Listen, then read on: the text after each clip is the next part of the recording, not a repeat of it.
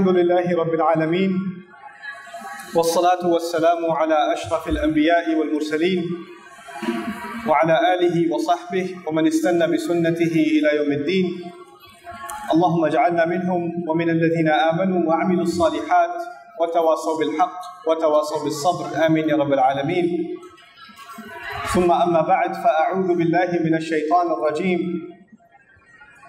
بسم الله الرحمن الرحيم الحمد لله الذي أنزل على عبده الكتاب ولم يجعل له عوجا قيما لينذر بأسا شديدا من لدنه ويبشر المؤمنين الذين يعملون الصالحات أن لهم أجرا حسنا ماكثين فيه أبدا رب اشرح لي صدري ويسر لي أمري واحلل عقدة من لساني يفقه قولي آمين يا رب العالمين।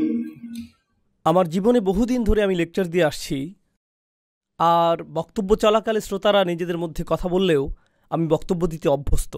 তাছাড়া আমি আরও একটা বিষয়ে অভ্যস্ত হয়ে পড়েছি, সেটা হলো আমরা মুসলিমরা মাশাআল্লাহ কখনো কখনো আমরা ভদ্রতার ভালো কোনো পরিচয় দিতে পারি না। মানুষ জুমার খুতবার সময় কথা বলতে পারলে লেকচারের সময় কথা বলা তো তেমন কোনো বিষয়ই না। তবে একটা কৌশল আছে যা হয়তো আপনাদের উপকারে আসতে পারে। আপনি যখন কাউকে অযথা কথা বলতে দেখবেন তাদের দিকে তাকাবেন। আপনি কাউকে অযথা কথা বলতে দেখলে শুধু তাদের দিকে তাকাবেন। বোনেরা, আপনাদের স্বামীরা দেরি করে বাসায় ফিরলে আপনারা যেভাবে তাকান ঠিক সেভাবে তাকিয়ে থাকবেন। আপনারা এভাবে তাকানোতে অভ্যস্ত। ভাইয়েরা, আপনারা হাস্যকর কিছু দেখলে যেভাবে তাকান সেভাবে তাকাবেন। আপনি দেখবেন খুব তাড়াতাড়ি সব শান্ত হয়ে গেছে। বিশেষ করে বোনদের দিক থেকে আমি অন্তত 1000 বার দেখেছি। এটা আসলেই ভালো কাজ করে। আচ্ছা, যাই হোক, আমাকে বলতে বলা হয়েছে। আমার মনে হয় না আমি খুব বেশি সময় নেব, হয়তো 20 মিনিট, এবং আমি কথা রাখতে চেষ্টা করব ইনশাআল্লাহ তাআলা। আপনাদের সাথে আমি কিছু বিষয় শেয়ার করব যা আমি খুবই গুরুত্বপূর্ণ বলে মনে করি। আলহামদুলিল্লাহ, অতি সম্প্রতি পৃথিবীর বিভিন্ন স্থানে আমার ভ্রমণের সুযোগ হয়েছে। মধ্যপ্রাচ্যে যাওয়ার সুযোগ হয়েছে, মালয়েশিয়া যাওয়ার সুযোগ হয়েছে আলহামদুলিল্লাহ, এরপর সিঙ্গাপুর, ইউরোপের কিছু জায়গায়, তারপর যদিও কানাডা তেমন বিবেচ্য নয়, আচ্ছা যাই হোক, কানাডায়ও গিয়েছি, এরপর মেক্সিকো। দেখুন, আপনি যখন বিভিন্ন জায়গায় ভ্রমণ করবেন আপনার দৃষ্টিভঙ্গির পরিবর্তন হবে। আপনি বুঝতে পারবেন যে প্রথমে আপনার মনে হয় আমেরিকায় আমাদের সমস্যাগুলো অথবা আমেরিকার তরুণদের সমস্যাগুলো কিংবা মুসলিম সমাজের সমস্যাগুলো একেবারেই ভিন্ন, অন্যান্যদের চেয়ে আমাদের সমস্যাগুলো কত আলাদা। কিন্তু আপনি যখন বিভিন্ন দেশে ভ্রমণ করবেন আপনি বুঝতে পারবেন যে হ্যাঁ, সমস্যাগুলোর মধ্যে ভিন্নতা ঠিকই আছে, কিন্তু প্রকৃতপক্ষে মানবজাতি হিসেবে বিভিন্নভাবে আমরা একই সমস্যায় ভুগছি। মানুষ হিসেবে আমরা সবাই মূলত একই সমস্যাতেই ভুগছি। এবং বর্তমানে মানব সমাজ যে সমস্যাগুলোর সম্মুখীন হচ্ছে এর মধ্যে কিছু বড় সমস্যা নিয়ে আমি আলোচনা করতে চাই। এটা সম্পূর্ণ আমার ব্যক্তিগত অভিমত। এই ব্যাপারে আমার সাথে আপনাদের একমত হওয়া জরুরি নয়, এবং এরপর আমি আপনাদের সাথে কোরআন থেকে এর সমাধানের বিষয়ে কথা বলবো। এই বিষয়গুলোই আজ আমি আপনাদের সাথে শেয়ার করতে চাই ইনশাআল্লাহ।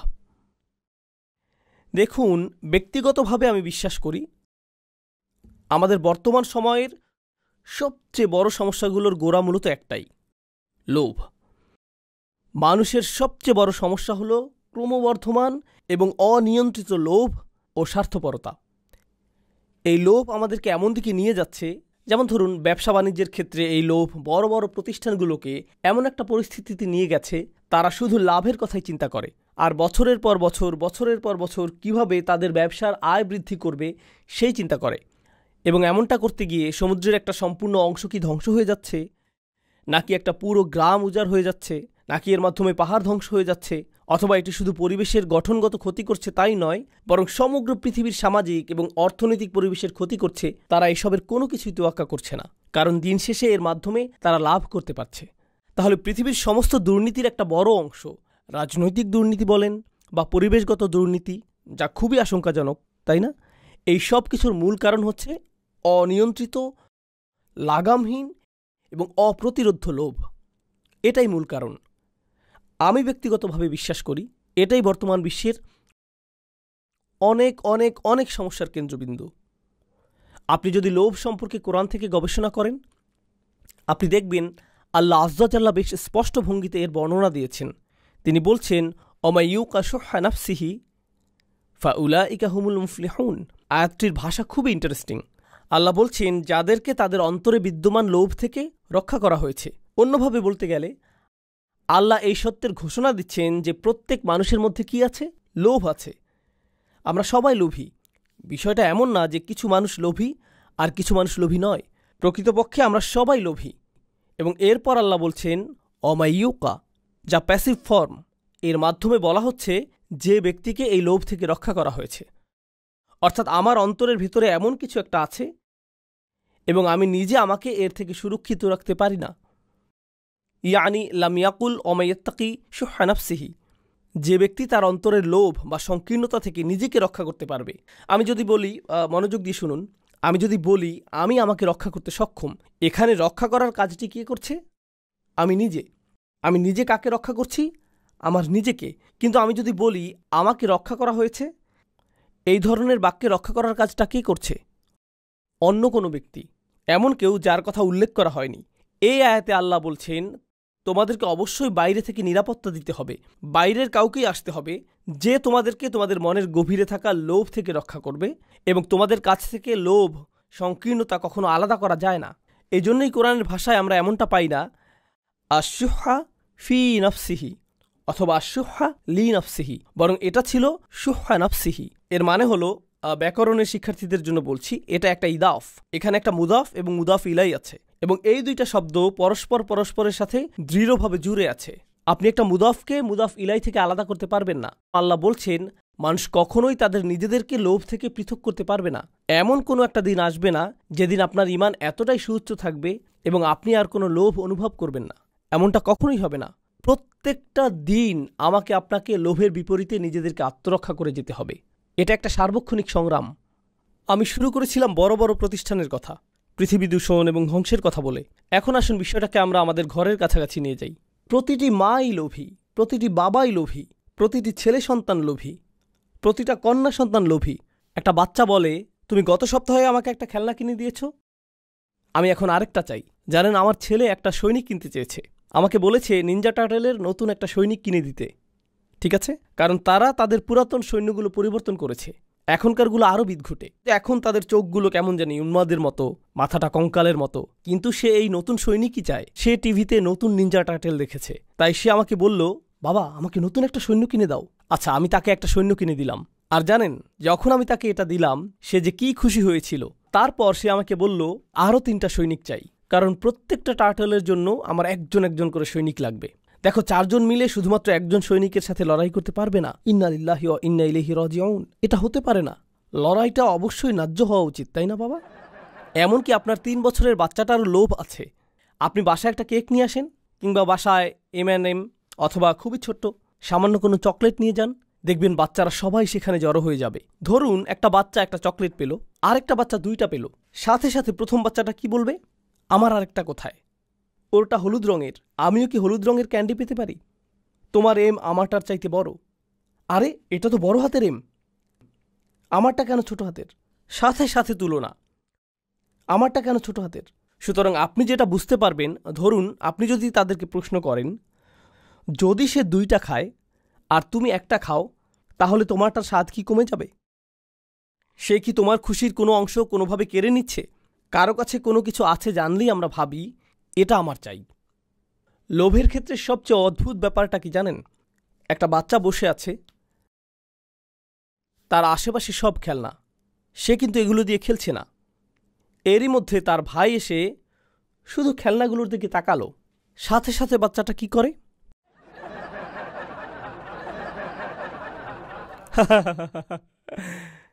সাথে সাথে আপনি অন্যের সামনে নিজেরটা দখলই নিতে চান। আর যখন সামনে কেউ থাকে না, আপনি আপনার জিনিসকে অত পাত্তাই দেন না।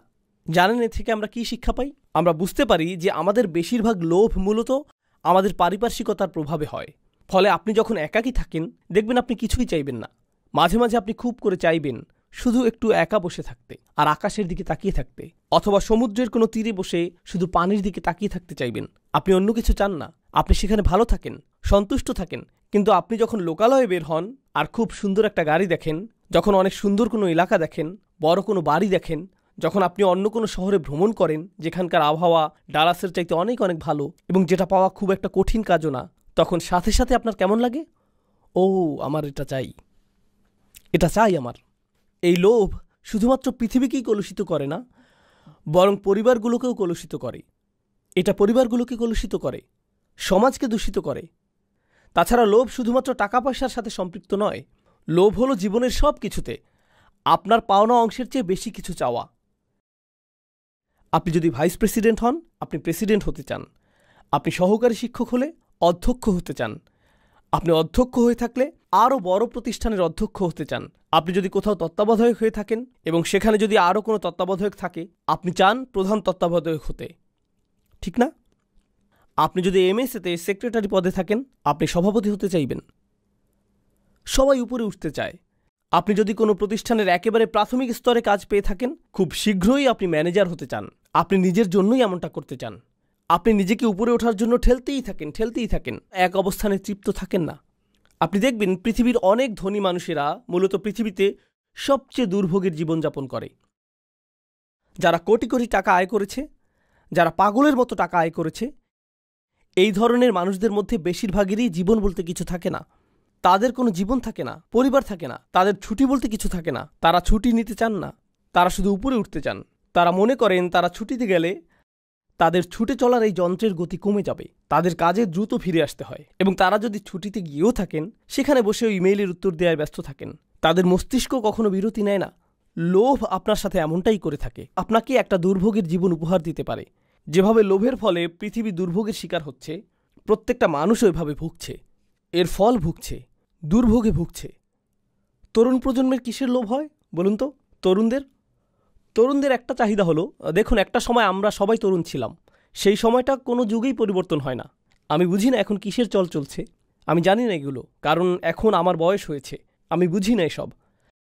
আমাদের মুরব্বীরাও কিন্তু আমাদেরকে বুঝেন না, তাহলে তারা কিভাবে এখনকার কিশোর আর তরুণদের বুঝবেন? তারা বুঝতে পারবেন না। আজ থেকে 15 বছর পর আপনিও ভবিষ্যতের তরুণদের বুঝতে পারবেন, এমনটা হবে না। তখন আপনার সময় পার হয়ে যাবে। কিন্তু সব যুগের তরুণদের মধ্যেই একটা জিনিস অপরিবর্তিত থাকে, আপনি লেটেস্ট জিনিসের সাথে সমান গতিতে চলতে চান। হতে পারে এটা কোনো গ্যাজেট, অথবা কোনো অ্যাপ, নতুন কোনো ডিজাইনের কাপড় হতে পারে, অথবা কোনো পরিভাষা, অথবা ধরুন নতুন কোনো সামাজিক চর্চাও হতে পারে। সেটা যাই হোক না কেন, আপনি একেবারে অত্যাধুনিকটাই চান। নতুন কিছু আসলেই আপনি সেটা চান। নতুন জিনিস মানেই ভালো হবে। আপনি সবার আগে বলতে চান, এই তুমি এটা সম্পর্কে শুনেছ? কারণ তারা যদি না শুনে থাকে, অন্য সবার আগে আপনি বিষয়টা সম্পর্কে তাদেরকে অবহিত করেছেন। আপনি সাথে সাথে এটার উপর হুমড়ি খেয়ে পড়েন। এর মাধ্যমে যা বোঝা যায় তা হলো, তরুণরা এই জগতের সবচেয়ে অস্থির প্রকৃতির মানুষ, এবং এটা সব প্রজন্মের তরুণদের ক্ষেত্রেই প্রযোজ্য। তরুণরা মুহূর্তের মধ্যে একটা থেকে অন্য একটা, তারপর আরেকটা, এরপর আরও একটা জিনিসের দিকে ঝুঁকে পড়ে। তরুণদের কাছে যে জিনিসটা একসময় দারুণ ছিল, চমৎকার ছিল, খুবই সুন্দর ছিল, বা যেমনই ছিল, কয়েক সপ্তাহ পর একই জিনিসটা অর্থহীন, পচা, নগণ্য এবং বলার মতো নয় এমন হয়ে যায়। তারা খুব সহসাই বন্ধু পাল্টায়, একজন থেকে আরেকজন, তারপর আরেকজন, এবং এটাই হয়ে থাকে। এভাবে যখন যে জিনিসের চল থাকে, হ্যাঁ, এটা বোঝানোর সবচেয়ে সহজ উদাহরণ হলো, যেমন ধরুন ফোনের নতুন ভার্সন, ঠিক না? ফোনের নতুন ভার্সন, যা অনেকটা পুরনো ভার্সনের মতোই দেখতে, কিন্তু তারপরও মানুষ বলে দিতে পারে যে আপনার কাছে 4 আছে, 5 নেই, অথবা আপনার কাছে 5C আছে, 5S নেই। অথবা আপনি এমনিতে নিজেই বলতে পারেন এবং হঠাৎ নিজেকে ছোট মনে করতে পারেন, কারণ আপনার কাছে শুধু একটা ফোনই আছে, এটার কোনো স্ক্রিন নেই, আপনি এখনও বাটন ফোন ব্যবহার করেন। মানুষের সাথে এটাই হয়। আমি আমার মূল পয়েন্টে ফিরে আসি। এখন এমনটাই হয় যখন আমরা সবসময় বেশি পাওয়ার কথা ভাবতে থাকি। আমরা মনে করি আমরা আরও অনেক কিছু পাওয়ার দাবি রাখি, ঠিক আছে? এই অনুভূতিটাই আমাদেরকে সার্বক্ষণিক একটা অতৃপ্তিতে ডুবিয়ে রাখে। আমরা বরাবরই অসন্তুষ্ট থাকি। এটা এ ধরনের চিন্তার একটা প্রভাব। আমরা সবসময় ক্রুদ্ধ হয়ে থাকি। যা কিছু আপনার সামনে আসুক, আপনি এটা নিয়ে বিদ্রূপ করেন। আপনি এটা কোনো না কোনোভাবে পাশ কাটিয়ে আসেন। হয় সেটা নিয়ে হাসি তামাশা করেন, অথবা মন্তব্য করেন, ছোট কোনো অঙ্গভঙ্গি বা চাহনি দেন, বলেন হ্যাঁ আমার কি। সব কিছুর প্রতি আপনার প্রতিক্রিয়া এমনটাই হয়। এর মানে হলো জীবনকে কিভাবে উপভোগ করতে হয় সেটা আপনি জানেন না, কারণ আপনি আপনার চারপাশের সব কিছুকে অগ্রাহ্য করেছেন। আপনার মতে সব কিছুকে এভাবেই নগণ্য মনে করতে হয়। আপনি কোনো কিছুই আর ভালোভাবে মূল্যায়ন করতে পারেন না। টিনেজারদের বেড়াতে নিয়ে যান, তখন কি হয়? তোমাকে আনন্দিত দেখাচ্ছে না কেন? হোটেলটা কেমন বলো তো? কি অপূর্ব দৃশ্য দেখো। মোটামুটি। তারা মূল্যায়ন করতে পারে না। মূল্যায়ন করার ক্ষমতা আপনার কাছ থেকে কেড়ে নেওয়া হয়েছে। এই যে অতিমাত্রার লোভ, প্রতিনিয়ত এবং তাৎক্ষণিক আনন্দ পাওয়ার ইচ্ছা, এগুলোর ফলে কি হয় জানেন? তরুণদের পুরো একটা প্রজন্ম গড়ে উঠেছে যারা চরম উদাসীন এবং নিরুৎসাহিত। তারা প্রতিনিয়ত এত বেশি কিছু করার এবং এত বেশি জিনিস পাওয়ার প্রতি আকৃষ্ট হয় যে তারা জীবনে কোনো কিছু অর্জন করে নেয়ার ইচ্ছাই হারিয়ে ফেলে। তারা শুধু বাসায় বসে থাকে আর সারাদিন ভিডিও গেম খেলে, আর নেটফ্লিক্সে বা অ্যামাজনে, হুলু কিংবা ইউটিউব বা অন্য যেখানেই হোক একটার পর একটা ভিডিও দেখে এবং এভাবেই চলতে থাকে। আপনি যদি তাকে প্রশ্ন করেন তুমি কি করতে চাও? কিছু না। তুমি আগামীকাল কি করবে? এই তো কিছু না। তোমার জীবনের লক্ষ্য কি? আমার তেমন কোনো লক্ষ্য নেই। তোমার মেজর বিষয় কোনটা? আমি এখনও ঠিক করিনি। কি বলো তুমি? 5 বছরের সিনিয়র, অথচ এখনও তোমার মেজর ঠিক করনি? আমি নিশ্চিত না, আমি অনেক কিছু চেষ্টা করেছি, তারপরও আচ্ছা যাকগে। তাহলে আপনি একেবারে নিরুৎসাহী একটা প্রজন্ম দেখেন। আপনি জানেন এই ধরনের সম্পূর্ণ নিরুৎসাহী একটা মানব সভ্যতা গড়ে উঠলে কি হয়? এই যে প্রচণ্ড লোভী মানুষগুলো যারা অন্যায় করে এবং আক্ষরিক অর্থে পৃথিবীর সম্পদগুলো লুট করে থাকে আর দুর্বলদের অন্যায়ভাবে নিয়ন্ত্রণ করে, তারা এত সব কিছু করার পরও পার পেয়ে যায়, কারণ সংখ্যাগরিষ্ঠ লোকজনেরই এগুলো পরোয়া করার মতো অনুভূতি নাই। তাদের আত্মকেন্দ্রিকতা তাদেরকে সম্পূর্ণ অনুভূতিহীন বানিয়ে দিয়েছে। আমার চাওয়াগুলো যতক্ষণ পূরণ হচ্ছে, এসবের কি দরকার? তাহলে আমরা এমন একটা সময় বাস করছি যেখানে আপনি টিভিতে চ্যানেল পরিবর্তন করে করে দেখতে পারেন, অথবা ফেসবুক পেজ বা অন্য কোথাও যেখানে বিজ্ঞাপন দেখায়, যেখানে আফ্রিকার বাচ্চাদের কষ্ট, অথবা বাংলাদেশে ঘটে যাওয়া ভয়াবহ বন্যার দৃশ্য, বা পাকিস্তানে ঘটে যাওয়া কোনো তীব্র ভূমিকম্পের দৃশ্য দেখানো হয়, আর আপনি সেই ছবিগুলো দেখেন এবং আপনার মধ্যে কিছুই হয় না। আপনার কোনো কিছুর পরিবর্তন হয় না, চোখ দিয়ে পানি আসে না, কিছুই হয় না। আপনি মানুষের দুঃখ দুর্দশা থেকে সম্পূর্ণ বিচ্ছিন্ন। এটা কতটা ভয়াবহ ব্যাপার আপনি জানেন? দেখুন, আমরা কিন্তু এখানে ঈমান নিয়ে কথা বলছি না। আমরা বলছি ধীরে ধীরে আমাদের মধ্যে মনুষ্যত্ব কমে যাচ্ছে। এগুলো মানবিক অনুভূতি। আপনি হতে পারেন একজন খ্রিস্টান, একজন ইহুদি কিংবা নাস্তিক। যখন আপনি কোনো মানুষের দুঃখ কষ্ট দেখবেন, অবশ্যই আপনার মধ্যে এর প্রভাব পড়ার কথা। আপনার মনের মধ্যে এমন কিছু ঘটবে যা আপনাকে পীড়া দিবে, মানুষকে সাহায্য করার আকাঙ্ক্ষা তৈরি হবে। কিন্তু যখন এই ধরনের কিছুই হয় না, তখন আপনি চ্যানেল পাল্টে সেটাই দেখেন যা দেখতে আপনার মন চায়। একটা মুভি যেটা আপনার মস্তিষ্ক থেকে এগুলো আবার মুছে দিবে। আজকাল এটাই ঘটে চলছে। এটা সত্যিই খুবই ভয়ঙ্কর সময়। আমি একটা মুসলিম দেশে গিয়েছিলাম। সেখানে একজন আরবকে জিজ্ঞেস করলাম এখানকার মানুষরা কিভাবে সময় কাটায়, তরুণরা কিভাবে সময় কাটায়। আমি অন্তত 50 জন লোকের কাছ থেকে একই উত্তর পেয়েছি যে তারা শপিং মলে ঘুরতে পছন্দ করে। এদেশে বেশ গরম, সারাদিন তাপমাত্রা বেশি থাকে, তারা বাইরে বের হয় না। শপিং মলগুলো রাতে খোলা থাকে, মাগরিব থেকে ফজর পর্যন্ত মলগুলো মানুষে ভর্তি থাকে। এরাই আপনাদের উম্মাহ, আপনাদের ভবিষ্যৎ প্রজন্ম। বাবা হিসেবে তারা কেমন বাবা হবে, মা হিসেবে কেমন মা হবে, ওরা ইসলামের কেমন দায়ী হবে, কেমন সরকার তারা চালাবে, ভবিষ্যতে কেমন মানুষ হবে ওরা, কেমন মুসলিম হবে সে কথা বাদ দিন, মানুষ হিসেবে ওরা কেমন হবে, বুঝতে পারছেন? যাই হোক, আমি আমার বক্তব্য সংক্ষিপ্ত করছি। আমার হয়তো আর 5 মিনিট সময় বাকি আছে। আজকে আমি আপনাদের যে বিষয়টা বলতে চাই সেটা হচ্ছে কোরআনের ক্ষমতা। আমি জানি আপনারা বহু লেকচার শুনেছেন যেখানে আপনাদের বলা হয়েছে যে আমাদেরকে কোরআন শিখতে হবে, এর অর্থ আমাদের বুঝতে হবে, এটা আমাদের অধ্যয়ন করতে হবে, তেলাওয়াত করতে হবে, মুসলিম হিসেবে কোরআনের সাথে আমাদেরকে সম্পৃক্ত থাকতে হবে। এই কথাগুলো আপনারা 1000 বার শুনেছেন। আমি আশা করছি আমি ওই আলোচনাগুলোর সাথে একটা নতুন মাত্রা যোগ করব, শুধুমাত্র একটা। আমি আমার নিজের ব্যক্তিগত অভিজ্ঞতা থেকে কিছু কথা বলছি। আমি চাই আপনারা এগুলো বোঝার চেষ্টা করুন। দেখুন, আমার জীবনে জীবন দর্শনের জ্ঞানগত সমস্যা ছিল, নৈতিক সংশয় ছিল, আবেগ অনুভূতির সমস্যা ছিল, ঠিক আছে? আমাদের সবার জীবনে কখনো না কখনো আবেগ অনুভূতির দ্বন্দ্ব থাকে। সবারই কখনো না কখনো অস্তিত্ব নিয়ে চিন্তার সংকট থাকে, জ্ঞান বিচক্ষণতার সংকট থাকে, কিংবা কোনো না কোনোভাবে আর্থিক সংকট থাকে। আমার জীবনের সেরা উপহারটা সম্ভবত আমার শিক্ষক আমাকে দিয়েছিলেন। তিনি বলেছিলেন, তুমি যখনই কোনো সমস্যায় পড়বে আল্লাহর কিতাবের কাছে সাহায্য চাও, আল্লাহর কিতাবের দিকে মনোনিবেশ করো। দেখুন, আরবি শেখার জন্য আমার অনুপ্রেরণা কিংবা তাফসীর অধ্যয়নের জন্য আমার অনুপ্রেরণা কখনোই কোরআনের জ্ঞান অর্জন করা ছিল না। জ্ঞান অর্জন করা আমার মূল উদ্দেশ্য ছিল না, এটা এখনও আমার মূল উদ্দেশ্য নয়। আমি জ্ঞান অর্জনের জন্য চিন্তিত নই, বরং আমার কাছে গুরুত্বপূর্ণ হলো এ থেকে এমন একটা সম্পদ অর্জন করা যা আমাকে প্রতিনিয়ত সুস্থ করে তুলবে। বিষয়টা এমন, আমি মনে করি কোরআন একটা কূপের মতো, আর আমি প্রায়ই তৃষ্ণার্ত হই। যখনই আমার তৃষ্ণা পায় আমি কোরআনের কাছে যাই এখান থেকে তৃষ্ণা মেটাই এবং আমি ভালো বোধ করি, এটা আমাকে প্রশান্ত করে। দেখুন, আমাদের বুঝতে হবে যে কোরআন হলো আর শিফা। কোরআন হচ্ছে শিফা, এটা মানুষকে সুস্থ করে তোলে। অনেকেই মনে করেন, এই তো আমি কোরআনের অর্থ পড়ছি, আমি অনেক কিছু বুঝতে পারছি, আমি অনেক বিষয় শিখছি, আমি কিছুটা আরবি ভাষাও শিখছি, খুবই ভালো কথা। দেখুন, আমি শেখার পক্ষের বড় একজন সমর্থক হিসেবে বলছি, শেখাটা মূল লক্ষ্য নয়। শেখা হলো আপনি কিভাবে পানির আধার থেকে পানি তুলবেন, শুধুমাত্র সেটা জানা। বিষয়টা অনেকটা এরকম, আমি পুষ্টিকর খাবার সম্পর্কে সব কিছু শিখেছি, কিন্তু আপনি পুষ্টিকর খাবার খান না, তাহলে এগুলো শিখে কী লাভ? আমি সঠিক খাদ্যাভ্যাস, ভালো ব্যায়াম সম্পর্কে জেনেছি, আমি জানি কোন কোন ব্যায়ামগুলো করা উচিত, কখন করা উচিত, এগুলো সব আমি জানি, কিন্তু আপনি এগুলোর একটাও করেন না। আমি গাড়ি সম্পর্কে সব কিছু জানি কখন গাড়ির তেল পরিবর্তন করতে হয়, গাড়ির কোনো কিছুর সংযোগ ছুটে গেলে কিভাবে ঠিক করতে হয়, কিন্তু আপনি নিজের গাড়ির যত্ন নেন না। কি করছেন আপনি? আপনি কেন এগুলো শিখেছেন? এই জ্ঞান আপনাকে সাহায্য করার কথা ছিল, তাই না? আমি যে বিষয়টা প্রমাণ করতে চাইছি, বেশিরভাগ সময় আমরা জোর দিয়ে বলতে থাকি আমাদের জানতে হবে, শিখতে হবে, কিন্তু আমরা এই কথাটাতে জোর দেই না যে আমাদের এটা ধারণ করতে হবে। জানা আর ধারণ করা একই কথা নয়, তাই না? মুসলমানেরা কোরআন সম্পর্কে অনেক কিছু জানার পরেও অমুসলিমদের মতো ঠিক ততটাই ক্ষতিগ্রস্ত, ভোগবাদী এবং ততটাই লোভী হতে পারে। পার্থক্য শুধু এটুকুই যে তারা কোরআন সম্পর্কে জানে, অন্য কোনো পার্থক্য নেই। আর যখন মানুষ পথভ্রষ্ট হয়, এই কিতাব তাদেরকে আবার সঠিক পথে আনে, এবং এরপর কি হয় বলুন তো? পরবর্তীতে তারা আবারও বিপথে যায়, আর এই কিতাবটা আবার তাদেরকে সঠিক পথে আনে, তারপর আবার তারা বিপথে যায়, আবার এটা তাদের সঠিক পথে আনে। ইন্না হাদাল কুরআনা ইয়াহদি লিল্লাতি হিয়া আকওয়াম।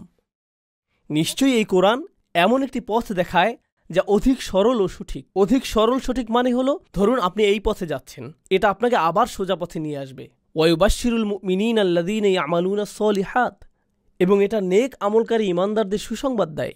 আল্লাহ এই বাস্তবতার স্বীকৃতি দিচ্ছেন যে আপনি আমি অনেক ভুল করি, যা আমাদেরকে দুঃখ দুর্দশায় ফেলে, কিন্তু আল্লাহ আযজা জাল্লা আমাদেরকে ওয়াদা করেছেন, যদি তুমি এই কিতাবের সাথে একটা সত্যিকারের সম্পর্ক গড়ে তুলতে পারো, তাহলে তুমি সফল হবেই। দেখুন, আমি আপনাদের নিশ্চয়তা দিয়ে বলছি, এই কিতাব শেখার পেছনে আপনাদের উদ্দেশ্য হয় এর মাধ্যমে নিজেকে পরিশুদ্ধ করে তোলা। দেখবেন আপনি এটা শেখার জন্য আল্লাহ এমন সব সম্ভাবনার দুয়ার খুলে দিবেন যা আপনি কখনো কল্পনা করেননি। আরবি শেখা আপনার কাছে এক টুকরো কেক খাওয়ার মতো সহজ মনে হবে। তাফসির অধ্যয়ন করা আপনার জন্য একেবারে সহজ হয়ে যাবে। কেন বলুন তো? এজন্য নয় যে আপনি জ্ঞান অর্জন করতে চান, বরং এর কারণ হলো আপনি আল্লাহর কথার মাধ্যমে নিজেকে পরিশুদ্ধ করতে চান। আপনি চান আল্লাহর কথাগুলো আপনার অন্তরে প্রবেশ করুক। কদ জাআতকুম মাউইযাতুম মির রাব্বিকুম ওয়া শিফাউল লিমা ফিস সুদূর ওয়া হুদান ওয়া রাহমা। তোমাদের জন্য তোমাদের রবের পক্ষ থেকে এসেছে উপদেশ, এটি চিকিৎসা, এটি নিরাময়কারী হিসেবে তোমাদের জন্য এসেছে। সুবহানাল্লাহ। আজ আমি আপনাদেরকে মূলত এই কথাটাই বলতে এসেছি। আপনাদের মধ্যে কিছু শ্রোতা আছেন যারা আমার কথাগুলো অন্য যে কোনো লেকচারের মতো শুধুই শুনবেন, তব্য শেষে তাকবীর দিবেন, কেউ হাততালি দিবেন, তারপর শেষ। কিন্তু আমি আশা করছি আপনাদের মধ্যে কেউ কেউ আমার কথাগুলো অন্তরে গেঁথে নেবেন। আপনার সাথে কোরআনের সম্পর্ক আমি তৈরি করে দিতে পারবো না। এই কাজে একমাত্র যিনি আপনাকে সাহায্য করতে পারবেন তিনি হলেন আল্লাহ। যদি আপনি আল্লাহর দিকে ফিরে যান এবং বলেন, হে আল্লাহ, এই কিতাব আমার প্রয়োজন, এটি সেই কিতাব যা তুমি মানবজাতির সকল সমস্যা থেকে মুক্তির জন্য পাঠিয়েছ। আচ্ছা বলুন তো, লোভ কোথায় থাকে? লোভ কোথায় থাকে? অন্তরের ভেতরে। সুতরাং পৃথিবীর যত সমস্যা রয়েছে আপনি কখনো এগুলোকে পুরোপুরি দূর করতে পারবেন না, কারণ আপনি কখনো লোভকে হত্যা করতে পারবেন না, যেহেতু এটা অন্তরের একটা অংশ। কিন্তু জানেন, আমরা একে প্রশমিত করতে পারি। এজন্য আল্লাহ বলছেন, মনে আছে শুরুতে কি বলেছিলাম? আমাদেরকে বাইরে থেকে আমাদের অন্তরকে সুরক্ষা দিতে হবে। আর সেই সুরক্ষাটা কি? এটা হলো আল্লাহর বাণী। আল্লাহর কথাগুলো যখন আপনার অন্তরে প্রবেশ করে, আপনার অন্তরটা তখন অধিক শক্তিশালী হয়। আপনি তখন আপনার আকাঙ্ক্ষাগুলো সংযত রাখতে পারেন, আসক্তিগুলোকে নিয়ন্ত্রণ করতে পারেন। এটা কতটা দুঃখজনক যে এখন কত তরুণ পর্নোগ্রাফিতে আসক্ত, এটা একটা বাস্তবতা। আমি কত তরুণের সাথে কথা বলেছি, তারা আমাকে বলেছে, এটা তো সাধারণ ব্যাপার, আপনি আমাকে কি করতে বলছেন? তাদের অন্তরগুলো এতটাই মৃত হয়ে গিয়েছে, তারা বলছে এটা সাধারণ বিষয়। এটা একটা স্পষ্ট চিহ্ন যে অন্তরটা মরে গেছে। কিভাবে আল্লাহর কথা সে অন্তরে প্রবেশ করবে? আমরা একটু চিন্তা করি। এই যে চোখ দুটো আল্লাহ আমাদেরকে দান করেছেন, আপনি যখন ওইসব বাজে ছবি দেখেন, এই চোখগুলোর অপব্যবহার করবেন, কিভাবে একই চোখ দুটো আল্লাহর জন্য অশ্রু ঝরাবে? একই চোখ দুটো দিয়ে কি এটা করা সম্ভব? এই যে জিহ্বা আল্লাহ আপনাকে দিয়েছেন, এর মাধ্যমে আপনি আল্লাহর কথাগুলো তেলাওয়াত করতে পারেন, অথচ আপনি আপনার সারাদিন অতিবাহিত করেন গালিগালাজ আর মন্দ কথা বলে। এই হাত দুটো আপনি আল্লাহর সামনে তুলেন এবং রাখেন যাতে আপনি আল্লাহর সামনে দাঁড়াতে পারেন। এই একই হাতগুলো আপনি ব্যবহার করেন অভদ্র অঙ্গভঙ্গি করতে বা অন্যায় কাজ করতে। এই একই হাত। আমরা কিভাবে আমাদের নিজেদের ব্যাপারে সচেতন হব? আল্লাহ বলছেন, ওয়ালা তাকুনু কাল্লাযীনা নাসুল্লাহা ফাআনসাহুম আনফুসাহুম। তোমরা তাদের মতো হইও না যারা আল্লাহকে ভুলে গিয়েছিল, আর আল্লাহকে ভুলে যাওয়ার ফলে আল্লাহ তাদেরকে নিজেদের ব্যাপারে ভুলেই দিয়েছেন। আপনি এমনকি জানবেনও না যে আপনি কেমন। আপনি আল্লাহর একজন সম্মানিত সৃষ্টি, কিন্তু এই লোভের কারণে আপনি একটা পশুর চেয়েও অধম হয়ে গিয়েছেন। দয়া করে নিজেকে বাঁচান, নিজেকে বাঁচান। আমি আপনাকে বাঁচাতে পারবো না। আপনাকে বাঁচানোর চেষ্টা আপনার নিজেকেই করতে হবে। অল্লাহি, যত ছবি, এগুলো প্রচারের জন্য যত বিজ্ঞাপন এবং এর সংশ্লিষ্ট যত কিছু আছে, যারা আমাদেরকে পশুর স্তরে নামিয়ে নিতে সদা তৎপর, তারা খুবই শক্তিশালী। প্রচুর টাকা ব্যয় করা হয় বাচ্চাদের মধ্যে যৌনতা ছড়িয়ে দেওয়ার জন্য। এই কাজে প্রচুর টাকা ব্যয় করা হয় অশ্লীলতাকে স্বাভাবিকীকরণ করতে, এগুলো উদযাপন করতে এবং নীতি নৈতিকতাকে নতুন করে সংজ্ঞায়িত করতে, ভালো মন্দকে নতুনভাবে সংজ্ঞায়িত করতে প্রচুর টাকা ব্যয় করা হয়। এবং মানুষ এগুলোর স্রোতে এমনভাবে ভেসে যায়, তারা বলে কোরআনে এমনটা বলা হয়েছে, কিন্তু আমার কাছে এটা ভালো মনে হচ্ছে না। তাদের বিবেক এতটাই কঠিন হয়ে গিয়েছে, যখন আপনি বাঁকা অবস্থায় সোজা জিনিসের দিকে তাকাবেন, আপনার কাছে সোজা জিনিসটাই বাঁকা লাগবে। আপনার নীতিনৈতিকতা এতটাই অকার্যকর হয়ে গিয়েছে, আল্লাহর কথাগুলোকে আপনার মনে হয় আমি জানি না এটা আমার নীতির সাথে মিলে কিনা। আরে আপনার কাছে তো নীতির কোনো মাপকাঠিই নেই, এটাই তো সমস্যা। অথচ আল্লাহর কথাগুলোই ছিল নীতিনৈতিকতার মাপকাঠি। এটা এমন জিনিস যা কখনো পরিবর্তন হয় না, এবং আমি আপনাদেরকে এ ব্যাপারে প্রমাণ দিব যেটা আল্লাহ নিজেই দিয়েছেন। পৃথিবীতে যত নৈতিক মতাদর্শ এখন পর্যন্ত এসেছে, মানুষের কাছে সমাদৃত প্রতিটা মতবাদ 10 বছর পর আগের যে মতবাদটা ভুল ছিল সেটা এখন স্বীকৃত। 10 বছর পর আবার অন্য কিছু স্বীকৃতি পাবে, এর 10 বছর পর আরেকটা নতুন কিছু স্বীকৃতি পাবে। নীতি নৈতিকতার এই সীমাগুলো সবসময় পরিবর্তিত হতে থাকে, পাল্টাতে থাকে। বৈশ্বিক মূল্যবোধগুলো সবসময় বদলে যায়, কিন্তু আল্লাহর কিতাব আমাদের ভালো মন্দের সীমা নির্ধারণ করে দিয়েছে, এবং সেই যে রাসূল সাল্লাল্লাহু আলাইহি সাল্লামের সময় এই সীমা নির্ধারণ করা হয়েছিল, আজও তা সুপ্রতিষ্ঠিত। ওয়ালাম ইয়াজআল লাহু ইওয়াজা। আর তিনি এতে বিচ্যুতির কোনো অবকাশ রাখেননি। আমাদের বিচ্যুতি হয়, আমরা এক রেওয়াজ থেকে অন্য রেওয়াজে, এক দর্শন থেকে অন্য দর্শনে, ভালো মন্দের একরকমের সংজ্ঞা থেকে অন্যরকম সংজ্ঞায় যাই। কিন্তু আপনি যদি এই কিতাবকে আঁকড়ে ধরতে পারেন, যত বড় ঝড়ই আসুক না কেন, আপনি আপনার জায়গায় টিকে থাকতে পারবেন। আপনি আপনার জায়গায় টিকে থাকতে পারবেন। আর যদি আঁকড়ে ধরতে না পারেন, তাহলে আপনি মুসলিম, খ্রিস্টান, ইহুদি, হিন্দু, নাস্তিক, শিখ যাই হন না কেন, আপনি কোনো না কোনো দিকে ভেসে যাবেন।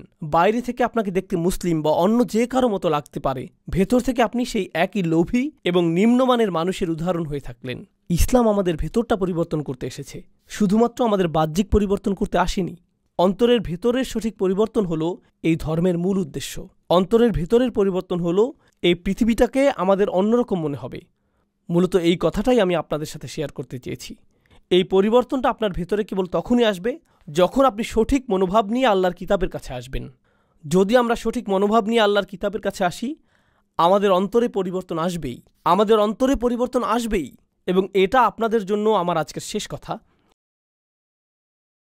আর শপথ করে বলছি, যখন এমনটা ঘটে, ফাআমিনু বিল্লাহি ওয়া রাসূলিহি ওয়া নূরিল্লাযী আনজালনা, যখন আল্লাহর কিতাবের আলো আপনার অন্তরে প্রবেশ করে, তখন আল্লাহ আপনার অন্তরকে একটা প্রদীপের সাথে তুলনা করেন।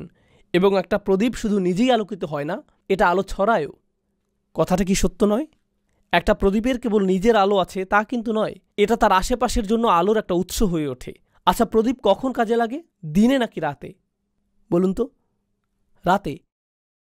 এর মানে হলো আপনারা এমন মানুষ হবেন যারা ঘোর কালো অন্ধকার যুগে বাস করবেন। আপনারা নিজেরা শুধুমাত্র আলোকিত থাকবেন তাই নয়, অন্যজনের জন্য আলোর উৎস হবেন। কারণ আমাদেরকে অন্ধকার চারপাশ থেকে প্রবলভাবে ছেয়ে রেখেছে। দেখুন, আমরা এখন অন্ধকার রাতে বাস করছি। বর্তমান সময়টা মানব সভ্যতার জন্য কালো রাত। প্রযুক্তি বেড়েছে, উন্নয়ন বেড়েছে, মানুষের জ্ঞান বেড়েছে, কিন্তু সঠিক পথের সন্ধান নেই। আর এগুলোর সাথে সাথে মানুষের লোভও বেড়েছে, লাগামহীন লোভ বেড়েছে। এসবের ফলে মানুষের মধ্যে ধার্মিকতা কমেছে, ভদ্রতা কমেছে, নৈতিকতা কমে গিয়েছে। সুবহানাল্লাহ। আমি দোয়া করি আল্লাহ আজ্জা ওয়া জাল্লা আপনাদেরকে এবং আপনাদের সন্তানদেরকে এমন একটি প্রজন্ম তৈরি করার জন্য বাছাই করুন, যে প্রজন্ম কোরআনের আলোর প্রতিনিধিত্ব করবে, যারা শুধু আপনার নিজেদের পরিবারের জন্য নয়, বরং আপনাদের আশেপাশের সবার জন্য, সমাজের সকল মানুষের জন্য উজ্জ্বল এক আলোর উৎসে পরিণত হবে। এবং আল্লাহি, আমরা যদি আল্লাহর কিতাবের সদ্ব্যবহার করতে না পারি, এই ধরনের কোনো কিছু কখনো বাস্তবায়িত হবে না, যতদিন পর্যন্ত আমরা মনে করব কোরআনের জন্য একটুখানি অল্প একটু সময় দেয়াই যথেষ্ট। ততদিন আমরা কেবল কোরআনকে সময় দেয়া ছাড়া অন্য সব কাজই করতে পারবো। তাছাড়া আমরা নিজেদেরকে সত্যিকার অর্থে শোধরানোর জন্য এই কিতাব খুলি না। আমরা চমৎকার কোনো তথ্য জানার জন্য বা সুন্দর তেলাওয়াতের জন্য এটা খুলি। এবং কোরআন মানে আমাদের কাছে এটুকুই। যতদিন আমরা এভাবে চলতে থাকবো, পৃথিবী ততই অধপতনের দিকে যেতে থাকবে এবং আল্লাহ অন্য মানুষদেরকে আমাদের স্থানে স্থলাভিষিক্ত করবেন। আফালা ইয়াতাদাব্বারুনাল কুরআন আম আলা কুলুবিন আকফালুহা। একই সূরা আল্লাহ বলছেন, ওয়া ইন তাতাওয়াল্লাউ ইস্তাবদাল কওমান গায়রাকুম সুম্মা লা ইয়াকুনু আমসালাকুম। আল্লাহ বলছেন, তারা কেন কোরআন সম্পর্কে চিন্তাভাবনা করে না? তাদের অন্তরে কি তালা পড়ে গেছে? কেন তাদের অন্তর কাজ করছে না? তারা কেন কোরআন সম্পর্কে গভীরভাবে চিন্তা করে না? আচ্ছা বলুন তো, গভীরভাবে চিন্তা করা, ভাবা, এই কাজগুলো কি কেউ মুহূর্তের মধ্যে করতে পারে, নাকি সময় লাগে? অনেক সময়ের প্রয়োজন। সুতরাং আল্লাহ বলছেন, তারা কেন কোরআন নিয়ে চিন্তা করতে নিজেদের সময় দিচ্ছে না? আল্লাহ নিজেই বলছেন কেন তারা এটা করছে না। ও নিশ্চয়ই তাদের অন্তর আটকা পড়ে আছে। বলুন তো তারা কিসে আটকা পড়ে আছে? লোভে। এবং পরবর্তীতে একই সূরায়, সূরা মুহাম্মাদে আল্লাহ আজ্জা ওয়া জাল্লা বলছেন, ওয়া ইন তাতাওয়াল্লাউ ইস্তাবদিল কওমান গায়রাকুম সুম্মা লা ইয়াকুনু আমসালাকুম। আর যদি তোমরা মুখ ফিরিয়ে নাও, তবে আল্লাহ তোমাদের স্থানে অন্য কোনো জাতিকে স্থলাভিষিক্ত করবেন, যারা তোমাদের মতো ব্যর্থ হবে না। আক্ষরিকভাবে আপনারা যদি আল্লাহর কিতাবের সাথে দায়িত্বহীন আচরণ করেন, তবে আল্লাহর জন্য এটা করা মোটেও কঠিন হবে না যে তিনি এই পুরো উম্মাহকে অন্য একটা উম্মাহ দ্বারা প্রতিস্থাপন করবেন। তিনি আগেও এমনটা করেছেন। দেখুন, আমি জানি আমাকে সবাই যেটা মনে করে আমি আপনাদের সাথে মজা করে কথা বলার ছিল। যেখানেই যাই আলোচনার মধ্যে দু একটা কৌতুক বলি, কিন্তু মাঝে মাঝে আলোচনা করার সময় আমার মাথায় শুধু আলোচ্য বিষয়টাই থাকে। আমি দুঃখিত, আজকে এরকমই একটা রাত। দেখুন, মজা তো অনেক হলো, আসুন এখন অন্তত একটু সিরিয়াস হই। আমরা যথেষ্ট উপভোগ করেছি। আপনার কি মনে হয় না জীবনে আমরা যথেষ্ট উপভোগ করেছি? কেই বা সিরিয়াস হতে চাই বলুন? আমি সত্যিই হাস্যরসে বিশ্বাসী একজন মানুষ, এবং আমি মনে করি দীর্ঘ সময় ধরে ইসলামকে অনেক কঠোর বলে উপস্থাপন করা হয়েছে, এবং আমি এটা একেবারেই পছন্দ করি না। কিন্তু ইসলামের কিছু বিষয় রয়েছে যেগুলোর ব্যাপারে আপনাকে একটু কঠোর হতে হবে। এটা একটা স্বাভাবিক প্রকাশভঙ্গি। সাধারণত আমি রেগে যাই না, আমি মনে করি এটা আমার স্বাভাবিকতা। অন্তত আমি এটা ভাবতে পছন্দ করি। আমার স্ত্রীকে জিজ্ঞেস করতে পারেন। কিন্তু জানেন, কখনো কখনো আমাদের একটু পেছনে ফিরে দেখা দরকার যে আমরা কি করছি। আমাদের দেখা দরকার আসলেই আমরা কি করছি। আপনাদের সবাইকে অসংখ্য ধন্যবাদ ধৈর্য সহকারে শোনার জন্য। জাযাকুমুল্লাহু খাইরান। আসসালামু আলাইকুম ওয়া রাহমাতুল্লাহি ওয়া বারাকাতুহু।